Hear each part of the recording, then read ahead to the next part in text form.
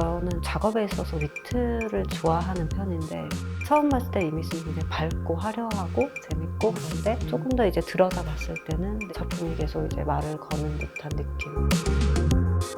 이 안경 같은 경우도 나를 좀 감추고 있는 느낌, 가면 같은 안경인 것 같기도 하고 그러면서도 아, 나 이런 사람이야 라고 드러내고 있는 것 같기도 하고 그런 모호한 경계들을 표현을 하고 싶었어요.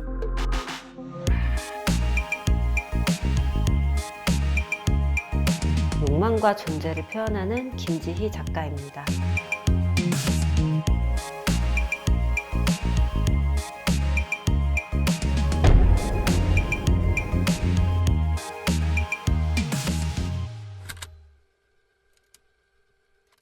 안녕하세요. 안녕하세요, 작가님. 반갑습니다. 잘 지내셨어요? 네, 여기가 작가님 작업실인가요? 네, 그렇습니다. 아, 외관을 참 멋있게 해놨는데 어쩌기 김지희라 써있고. 작가로서의 아이덴티티를 좀 드러내고 싶어가지고 공간에 근데 딱 보니까 작업실만 있지는 않은 것 같아요, 분위기가.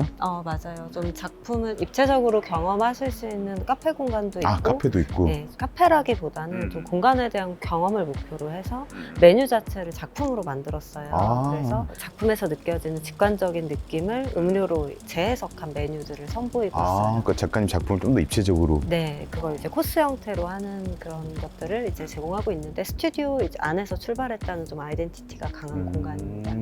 작가님 작업 네. 같은 느낌이 있을 것 같아요. 맞아요. 아기자기하고. 저의 작품에 대해서 정말 입체적으로 느낄 수 있는 공간으로 만들었어요. 그럼 우선 작업실 한번 좀 볼 수 있을까요? 네. 오. 여기가 저희 작업실 공간이고요. 지금 완성된 작품과 지금 진행 중인 작품을 함께 이렇게 좀 깔아봤습니다. 역시 외관과 똑같이 깔끔하고 환하네요. 스튜디오 내부 같은 경우는 일단은 사실 흰 바닥이 되게 부담스러워 하시는데 저는 일단 좀 밝아서 작품이 잘 보이게 하는 방향이 좀 제일 중요했기 때문에 하얗게 하는 부분에서 가장 신경을 많이 썼어요. 그렇죠. 아무래도 또 작업들이 맞아요. 워낙 화려하고 그러다 보니까 네네. 사실 너무나 또 이게 또 요소가 예. 최대한 없이 그렇지, 그냥, 그렇지. 예, 안 보이잖아. 그러면 또 작품만 보이게. 훨씬 더 돋보일 수 있게끔. 맞아요. 그러면 작가님 요즘에 어떤 작업하고 있는지. 지금 제가 성북동에 있는 뮤지엄 웨이브에서 지금 뮤지엄 웨이브 1주년 기념으로 정관 개인전을 하고 있어요. 그래서 거기 거의 120여 점의 작품이 나가 있어서 지금은 또 이제 새로운 이제 하반기 전시들 준비하고 있고 저는 어떤 전시가 있어서 작품을 한다기보다는 평소에 제가 이제 영감받은 아이디어들을 좀 순차적으로 계속 진행을 해 놓는 편이에요. 그래서 지금도 제가 생각해놨던 구상들을 좀 순차적으로 좀 진행하는 작업들 하고 있습니다. 그럼 지금 어떤 걸 진행하고 계시나요? 예, 지금은 일단은 저의 대표적인 이제 안경 쓴 소녀. 그렇죠, 그렇죠. 작가님 같은 경우 약간은 보면 안경, 네. 그다음에 이런 얼굴 형태, 그다음에 이제 지금은 좀 빠지긴 했는데 예전에 이거 교정기. 약간 시그니처 같이. 맞아요. 예. 초기 작업에는 교정기가 되게 또렷하게 잘 보이는 작업들이었어요. 제가 벌써 16년 됐어요. 그럼 데뷔한 뺄 때가 지. 됐지 이제. 그때는 안경에 보석이 없었어요. 그래서 좀 심플하게 맞아. 하고 교정기 같은 경우에는 이제 사회적인 기준, 압력, 압박 그런 가운데서 이제 미소 짓고 있는 오묘한 표정 이런 내면의 감정적인 것에 집중을 했다면 이제 이터널 골든 시리즈까지 이제 넘어가면서는 안경에 좀 더 많은 집중을 하게 되고 안경을 더 화려하게 하게 되고 그 안에 레이어가 하나가 더 들어가서 영화라든지 이런 데서의 어떤 내러티브를 가져오기도 하고 특히 안경이라는 소재 같은 경우는 재밌는 소재예요. 얼굴의 일부를 드러내고 일부를 좀 감추기도 하고 그 알 속에 뭔가를 표현하면서 나를 보여주기도 하는 거예요. 그래서 감추기도 하면서 드러내기도 하는 굉장히 재밌게 생각되는 소재라서 어떻게 보면 안경이라는 형태를 빌려서 그러한 사람의 어떤 자화상을 이런 식으로 표현을 하고 있는 것 같아요. 초반에 작업이 그런 내면을 봤다면 지금의 작업들은 이제 이 안경을 통해서 어떻게 보면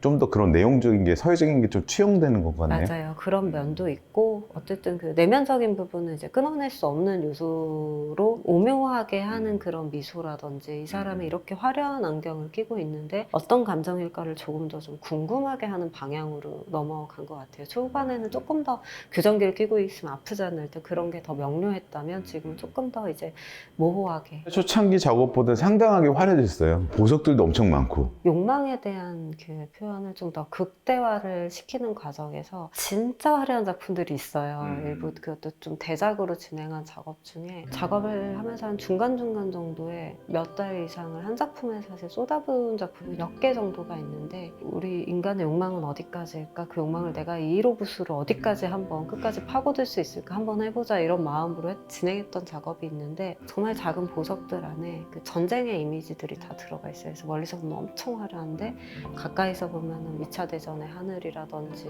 베트남전 뭐 이런 다양한 이제 전쟁과 무기의 이미지들이 박혀있는 그런 안경을 했었는데 욕망이라는 게 좀 끝이 없잖아요. 삶은 유한하고 그걸 좀 극적인 대비를 더 강렬하게 한번 해보자 해서 저의 작품 같은 경우에는 어떤 미물들, 나비라든지 벌이라든지 이런 짧은 생의 순간들을 상징하는 소재와 굉장히 화려한 소재가 항상 좀 대치를 하고 있어요. 그래서 저도 그거를 알아차릴 때 화면에서 느껴지는 그 긴장감을 되게 좋아해요. 그래서 중간중간에 그렇게 강한 작업을 이렇게 툭 하고 나니까 그 다음 거는 웬만큼 해도 제 눈에는 안 화려해 보여서 많이 화려한 게 많아졌어요. 그런 이미지들이.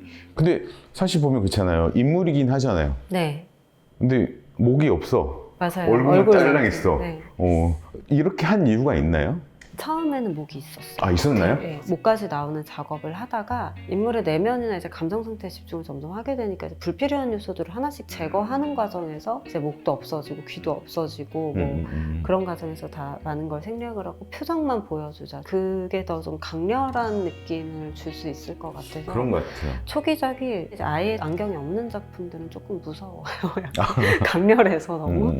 어떻게 보면 이제 동양화에서도 보면 생략하는 부분들이 있잖아요, 가끔. 네. 좀 더 강조하기 위해서. 작가님도 약간 어떤 그런 부분들에서 좀 착안해서 나온 건지. 맞아요. 약간 아무래도 제가 전공이 동양화이기 때문에 좀 음. 동양화의 어떤 관념성이나 이런 것들에 대한 영향이 있는 것 같아요. 그래서 그러니까 사실 우리가 보면 이제 그 윤두서의 초상이라고 해가지고 이렇게 막 나오잖아요. 그 조선시대도 역시 얼굴만 근데 원래 그렸었는데 이게 사라진 건데 이것만 부각되다 보니까 그렇게 각인될 수도 있지 않았을까. 그래서 저도 좀 어떻게 보면 좀 더 강렬한 이미지를 위해 생략했던 것도 있고 조금 더 캐릭터 같은 느낌과 함께 이제 진행을 하고 싶은 생각도 있어서 그래서 좀 얼굴만 하게 된 것도 있습니다. 그래서 이제 지금 좀 더 다양해지는 부분들이 시도가 되고, 그러니까 안경에 어쨌든 사실 이제 이야기가 들어가다 보니까 네. 좀 더 확장된 것 같아요, 작가님 생각들이. 네, 맞아요. 저 같은 경우에 이제 작업을 할 때 작품이 나에게 계속 말을 거는 것 같은 작업이 좋아요. 계속 속삭이는 작업. 그래서 어떤 이미지를 봤을 때 왜 저렇게 그렸을까에서부터 출발을 해서 그것들이 연결이 되고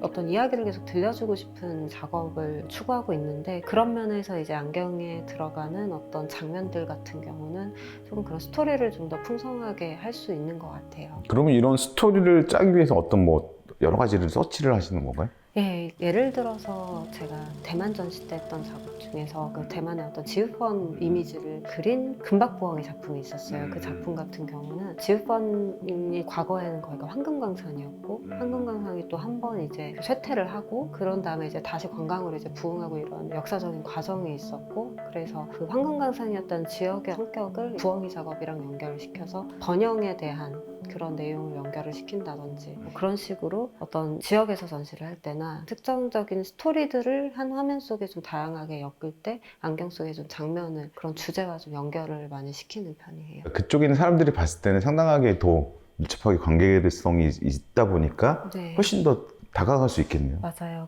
일단 해외에서 전시를 할 때 그 지역성에 대한 것들을 이제 연결을 시킬 경우에 그쪽 관객분들께 좀 더 이제 친근하게 좀 다가갈 수 있고 이 작가가 조금의 리서치를 하고 작업을 했다는 점에서 좀 유니크하게 작품을 더 보시는 것도 있고 작가로서도 개인적으로 다 사실은 작업에는 언제나 새로운 영감이 필요하고 그렇기 때문에 제가 가지고 있는 세계관이 조금 더 확장이 되고 또 새로운 주제가 저에게 다가오는 그런 면에서 되게 좋은 것 같아요. 그래서 사실 이제 인물도 했고 지금 이제 이렇게 동물도 같이 들어가고 있는데 동물들 같은 경우는 인물하고는 좀 느낌이 다르잖아요. 네. 처음에 동물을 시작하게 된 계기는 제가 인사동에 항상 재료를 사러 가는데 재료를 사고 나오는데 그날따라 이렇게 그 길에 있는 좌판이 눈에 그날따라 보이더라고요. 근데 승진시켜주는 용, 뭐 암이 낫게 하는 개구리, 뭐 한 100가지를 팔아요. 조그만한 1,000원, 2,000원짜리 조각을 이렇게 파는데 1,000원짜리를 내고 이걸 구입을 하는 사람이 이거 낳는다고 내 병이 다 나을 거라고 믿고 사는 건 아니지만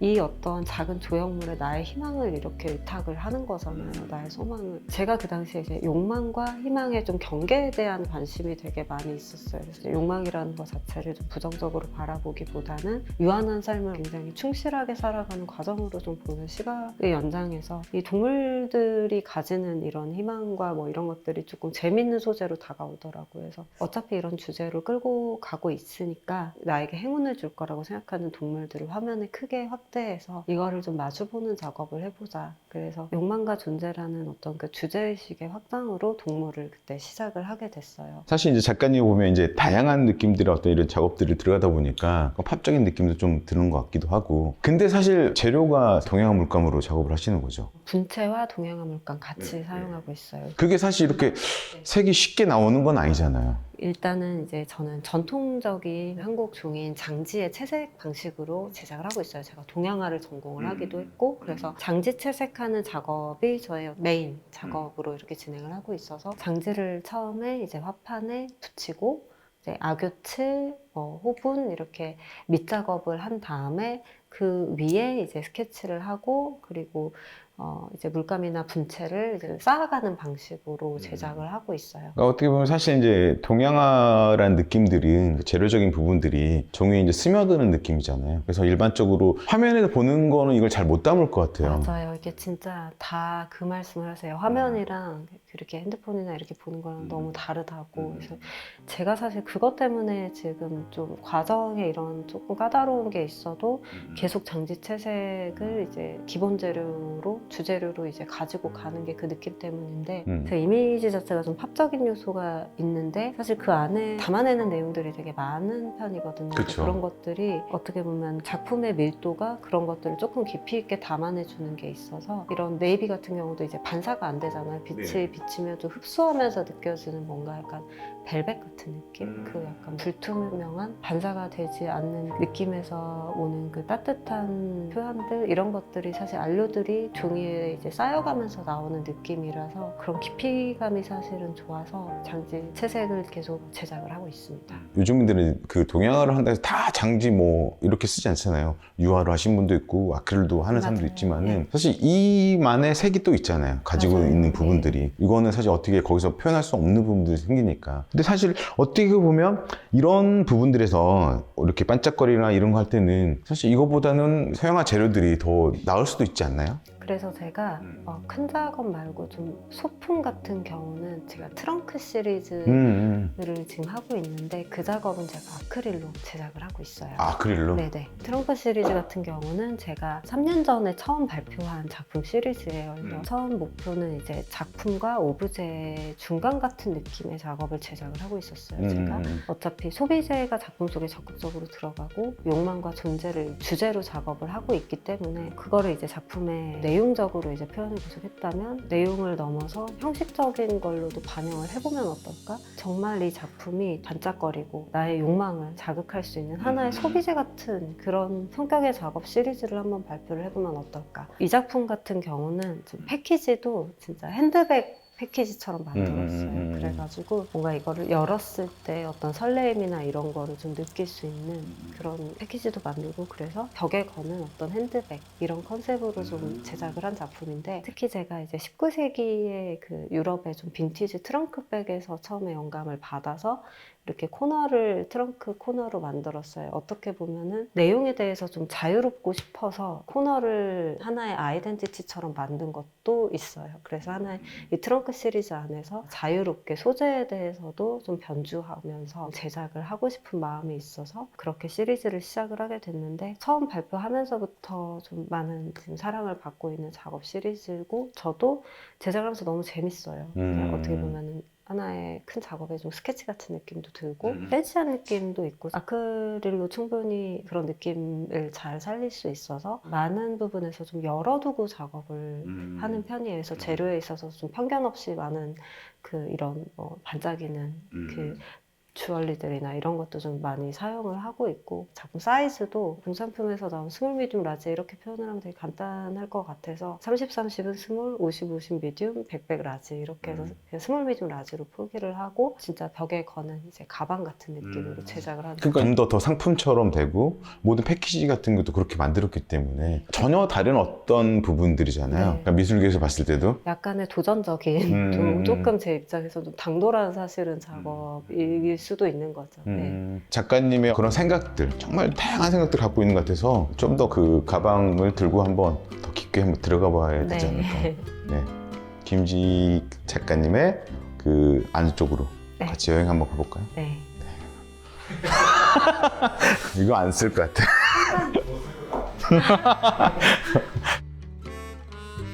제 출발을 생각을 했을 때 작가는 좀 사후를 준비하는 사람, 그런 생각을 해요. 내가 이번 생에서만 발표를 하고 이거 되게 대단히 중요하지만 내가 100년 후에 관객을 만날 순간이 제 마음속에 좀 로망이 있는 것 같아요.